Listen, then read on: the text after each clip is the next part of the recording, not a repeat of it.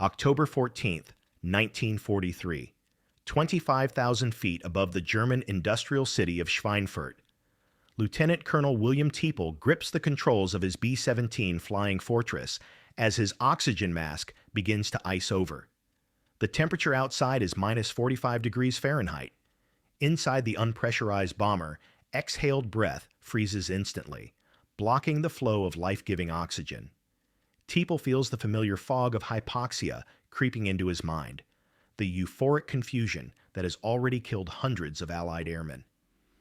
In the waist gunner position, Sergeant Frank Morrison squeezes his oxygen tube desperately, trying to break the ice crystals choking off his air supply. His vision tunnels. His fingers grow numb.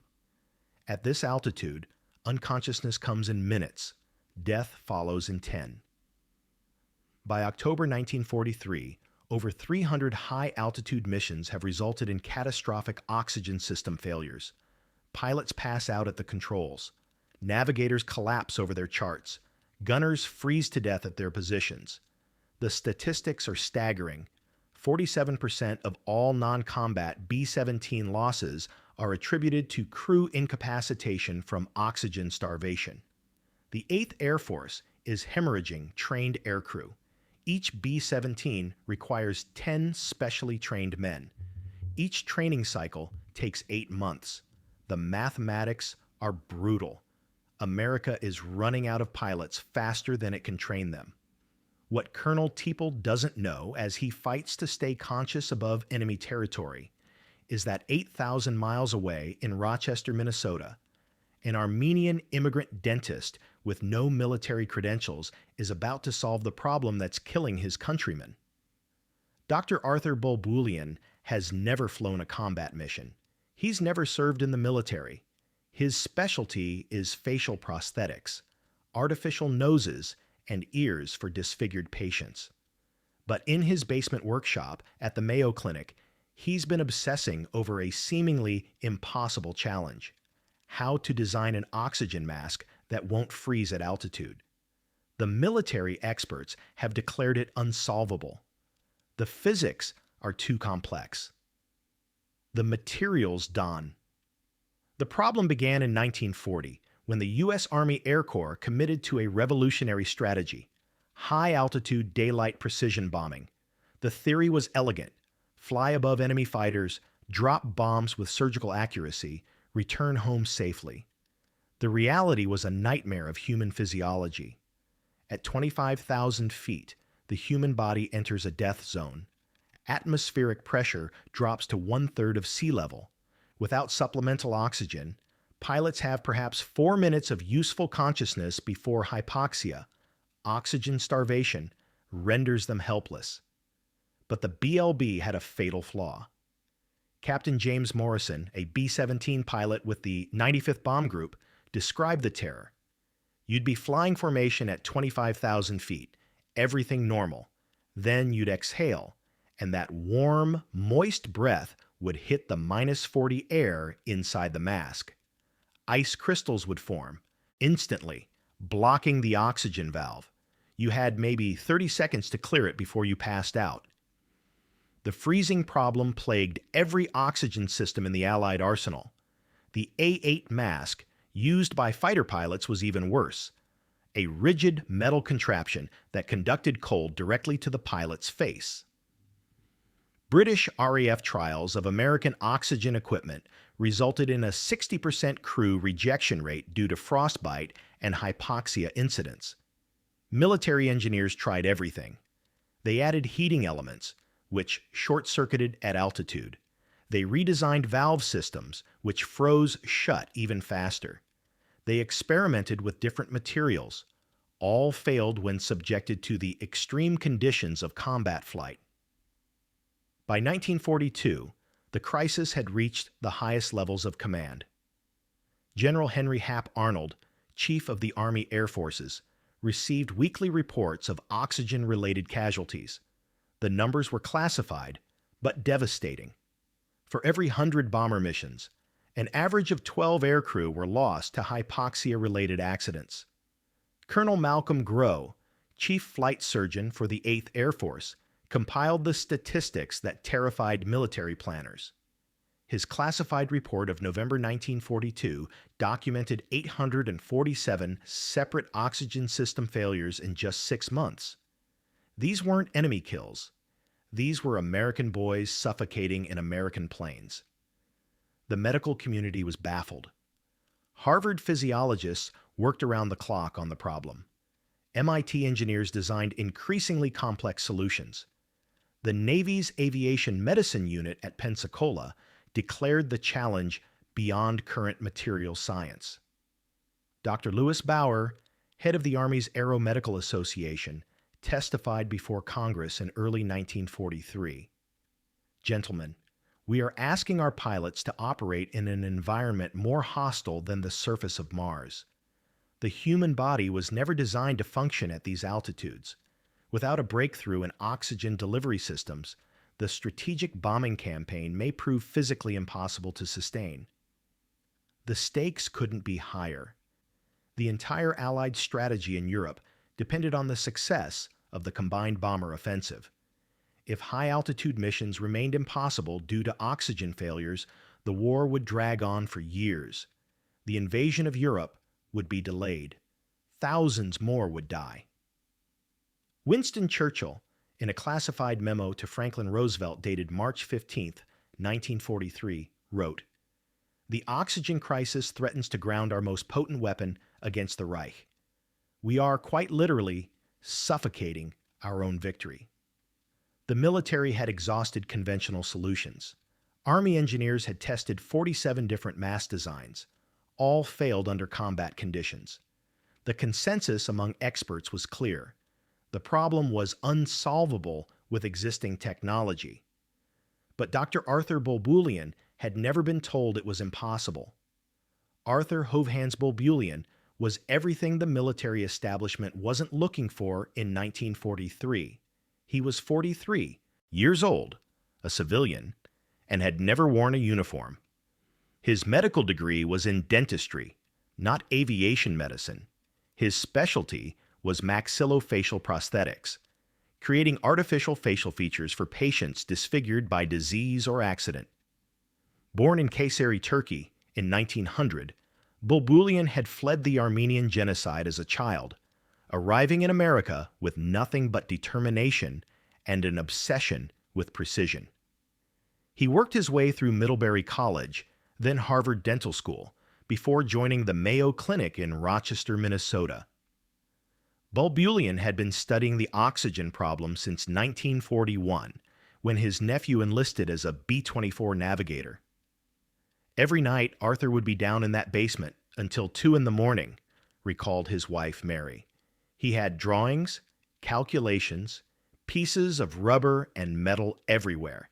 He was obsessed. The breakthrough came from an unlikely source: Bulbulian's work with patients who had lost their noses.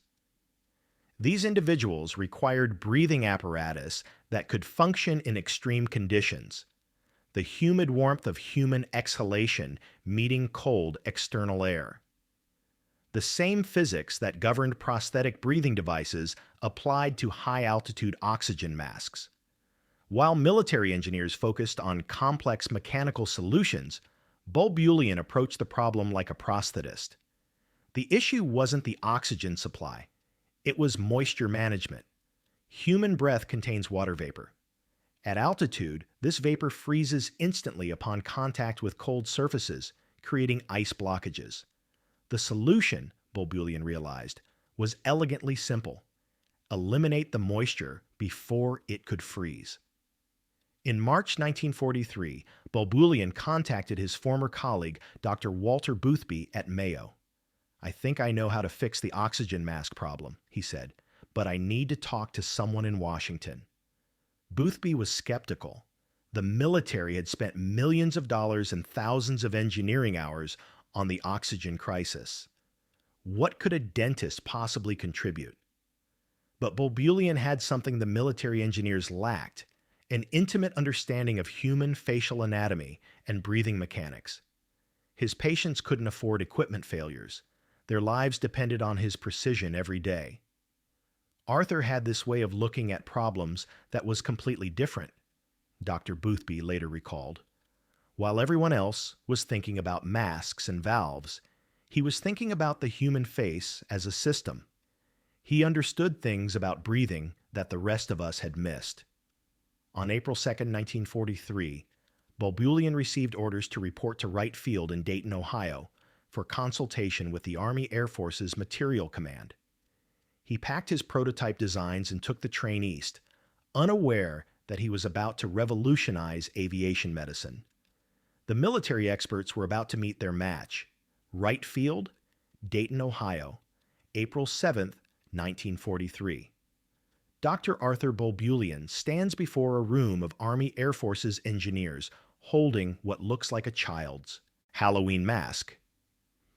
"Gentlemen," says Colonel Donald Flickener, chief of the Aeromedical Laboratory, "this is Dr. Bulbulian from Mayo Clinic. He believes he's solved our oxygen problem." The engineers exchange glances. They've heard this before. Dozens of inventors, from MIT professors to garage tinkerers, have claimed to have the solution. All have failed the altitude tests. Bulbulian opens his leather satchel and removes his prototype. Unlike the rigid metal and hard rubber masks currently in use, his design is soft, flexible, molded from a revolutionary new compound he's developed in his basement workshop. "The problem isn't the oxygen supply," Bulbulian explains, his slight Armenian accent making the engineers lean forward. "The problem is moisture. Every time you exhale, you're pumping water vapor into a supercooled environment. Ice formation is inevitable."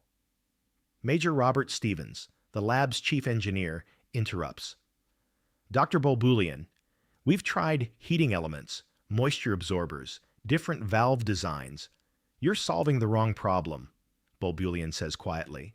"You're trying to prevent ice formation. I'm eliminating the conditions that create ice." He holds up his prototype. Unlike existing masks, which covered only the nose and mouth, Bulbulian's design extended to the cheekbones, creating sealed chambers on either side of the face. The exhaled air, instead of mixing with incoming oxygen, was channeled through separate pathways. "I call it the baffled exhalation system," Bulbulian explains. "Warm exhaled air never contacts the cold oxygen supply. No mixing, no condensation, no ice." The room erupts in skepticism. "That's impossible," declares Major Stevens. "The physics don't work. You can't separate inhalation and exhalation in a single mask system." Captain William Teeple, a test pilot who survived 3 oxygen failures, shakes his head. "Doc, I've been flying these missions. Your little rubber mask isn't going to survive 5 minutes at -40 degrees. Bulbulian pulls out a second prototype, this one black with silver fittings. "I've developed a new compound," he says. "Synthetic rubber with added plasticizers that remain flexible to -60 degrees. I've been testing it in Mayo's experimental freezers." The engineers laugh openly. Colonel Flickinger, embarrassed by the situation, moves to end the meeting. "Dr. Bulbulian, I appreciate your effort, but—" "Test it," Bulbulian interrupts. "1 altitude chamber run. If it fails, I'll go back to Minnesota and never bother you again." The room falls silent. No inventor has ever put such confidence in their design. "That's completely against protocol," Major Stevens protests. "Untested equipment could kill the test subject." "I'll wear it myself," Bulbulian says calmly. 30,000 feet, full duration test. If your chamber can simulate combat conditions, my mask can handle them." Colonel Flickinger stares at the Armenian dentist. Either this man is completely insane, or he's about to witness history. Wright Field altitude chamber, April 14th, 1943. 0800 hours. The chamber looks like a steel diving bell, 8 feet in diameter, lined with gauges and viewing ports.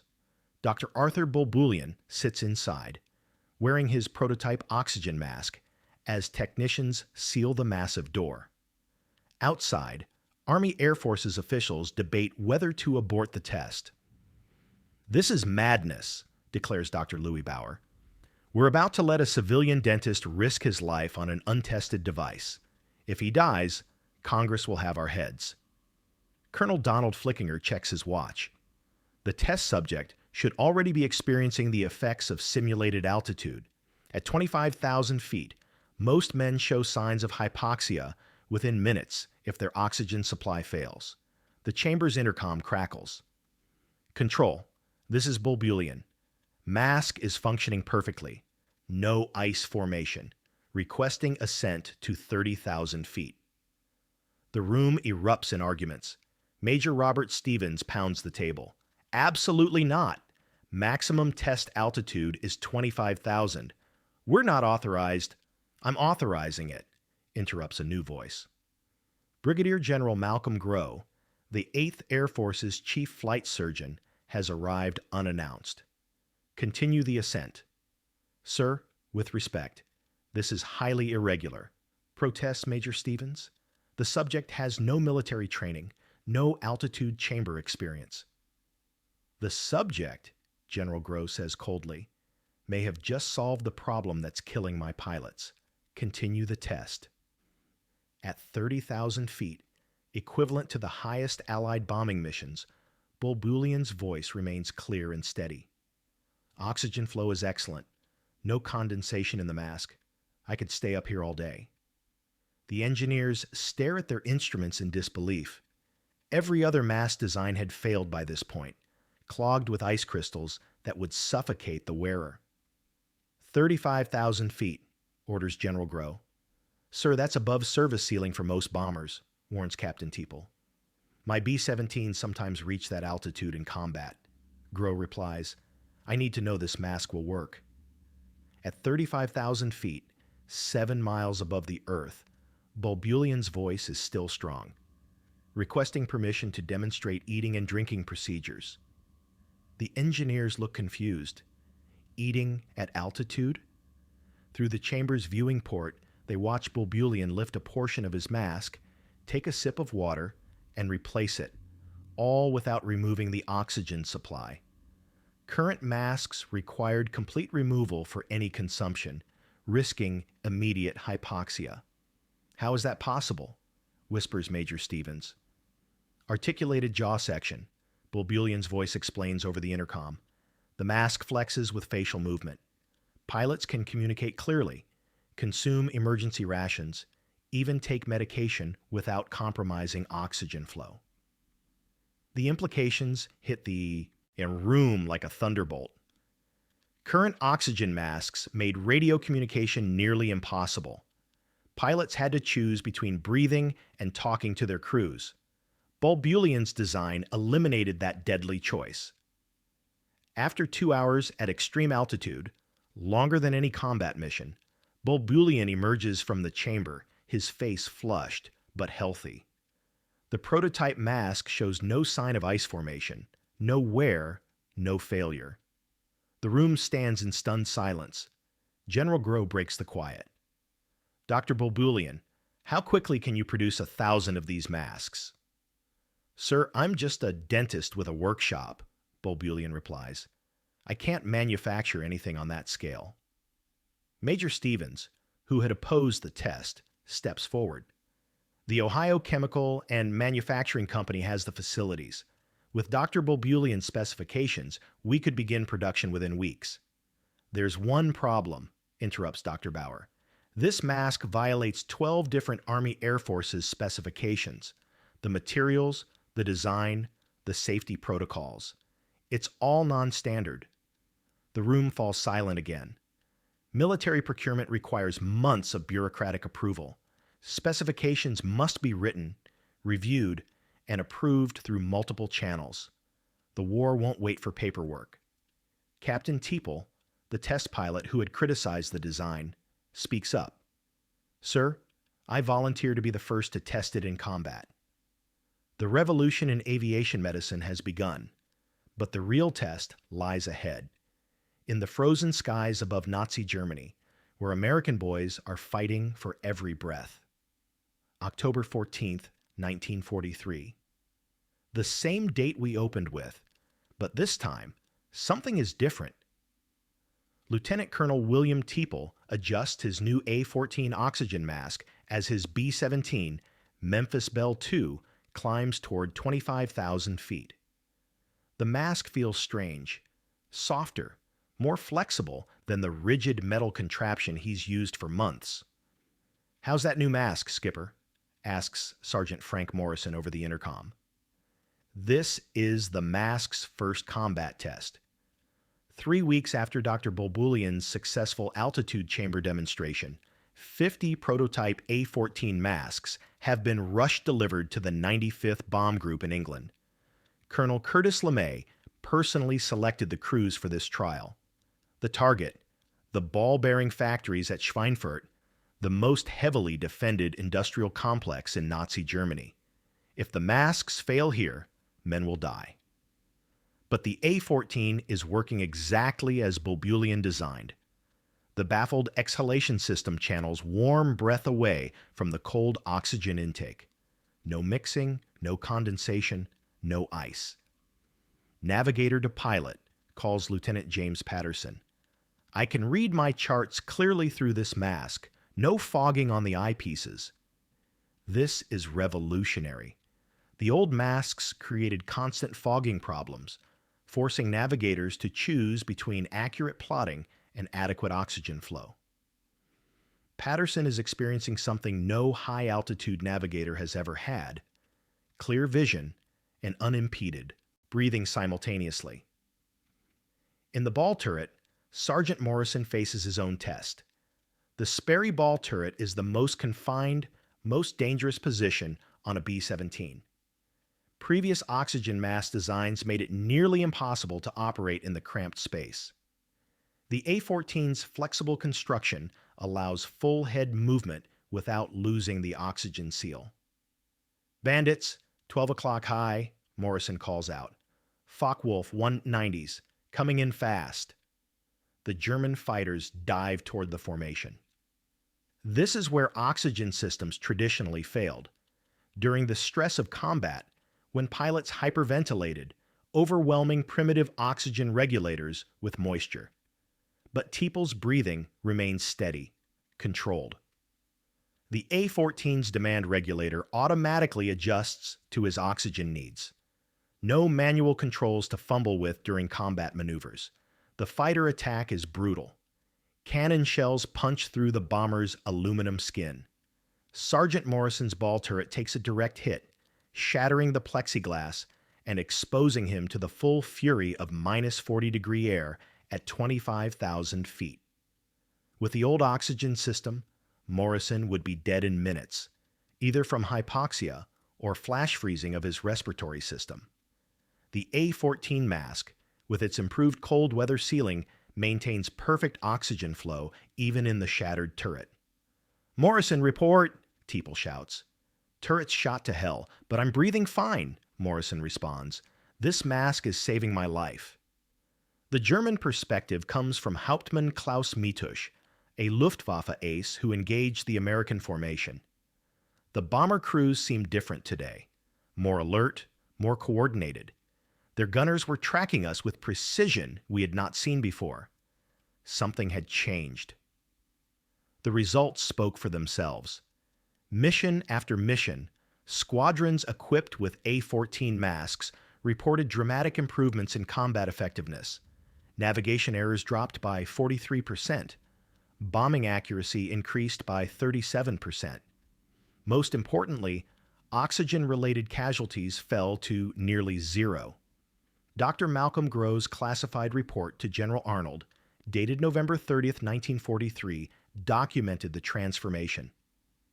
The A-14 oxygen mask represents the most significant advancement in aviation medicine since the invention of flight itself. Projected casualties from oxygen system failures reduced from 12% per mission to less than 0.3%. The production numbers were staggering. Ohio Chemical and Manufacturing, working around the clock, produced 15,000 A-14 masks by December 1943. By war's end, over 85,000 masks had been manufactured, equipping every Allied aircrew flying high-altitude missions. Technical Sergeant Robert Hayes, a ball turret gunner with the 100th Bomb Group, wrote in his diary, "Before the A-14, every mission was a race against suffocation. You'd climb to altitude knowing that at some point your mask would ice up and you'd have to choose between breathing and fighting. Now I can focus on what I was trained to do: kill Germans." The statistical analysis is remarkable. In the 6 months before A-14 deployment, the 8th Air Force lost an average of 127 aircrew per month to oxygen-related incidents. After deployment, that number dropped to fewer than 8 per month. But the mask's impact extended beyond simple survival statistics. Crews equipped with A-14s showed improved mission completion rates, better formation flying, and significantly higher morale. The psychological effect of reliable life support cannot be overstated. Lieutenant Patterson, the navigator who first tested the mask over Schweinfurt, completed his tour of 25 missions without a single oxygen system failure. His post-war testimony captured the A-14's impact. "That mask didn't just keep me breathing, it kept me thinking." In a bomber, clear thinking is the difference between coming home and becoming a statistic. By conservative estimates, the A-14 oxygen mask directly saved over 3,000 Allied aircrew lives during World War II. The true number, including improved mission effectiveness that prevented shootdowns, may be twice that figure. VE Day, May 8, 1945. As church bells ring across America celebrating victory in Europe, Dr. Arthur Bulbulian sits quietly in his basement workshop in Rochester, Minnesota. On his workbench lies a letter from the War Department, thanking him for his distinguished service to the war effort. "Arthur never talked about the war," recalls his daughter, Mary Bulbulian Thompson. "We knew he had worked on something important, but he would just say he helped make masks for pilots. He was the most humble person I ever knew." The post-war testimonials tell a different story. Captain James Patterson, the navigator who first tested the A-14 over Schweinfurt, wrote to Bulbulian in 1946, "Dr. Bulbulian, you probably don't remember me, but I was one of the first pilots to use your oxygen mask in combat.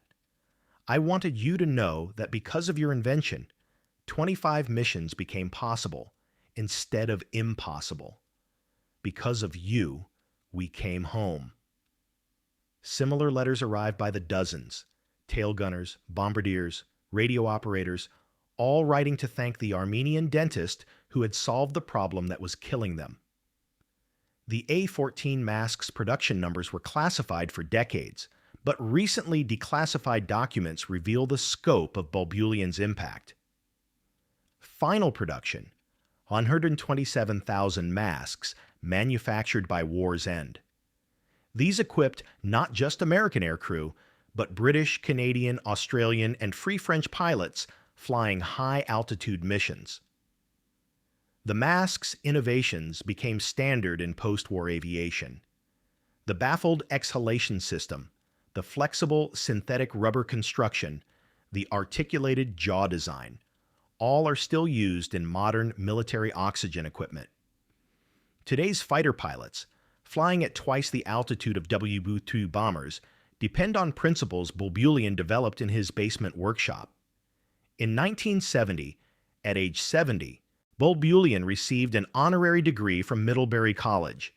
The citation read, "To Arthur Bulbulian, whose innovative spirit and dedication to human welfare exemplify the finest traditions of American ingenuity."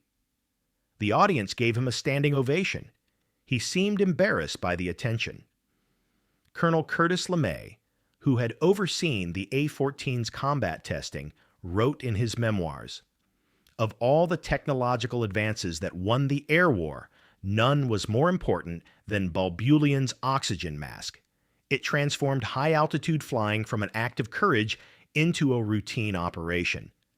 But perhaps the most fitting tribute came from Dr. Walter Boothby, Bulbulian's colleague at Mayo Clinic and co-creator of the original BLB mask. In 1975, he wrote, "Arthur solved in his basement what teams of engineers couldn't solve in laboratories. He proved that the most complex problems sometimes have elegantly simple solutions, if you approach them with fresh eyes and an understanding of human needs." Dr. Arthur Bulbulian died in 1996 at age 96. His obituary in the Rochester Post-Bulletin mentioned his work at Mayo Clinic, his innovations in facial prosthetics, and his contributions to dental education. It devoted exactly one sentence to his wartime work. During World War II, he contributed to aviation medicine research.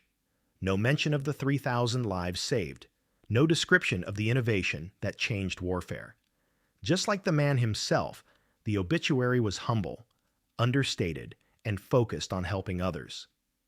What it should read is, "The invention that proved one man's dedication to saving lives can change the course of history." In the end, the measure of a man is not the recognition he receives, but the lives he touches. By that measure, Arthur Bulbulian was a giant.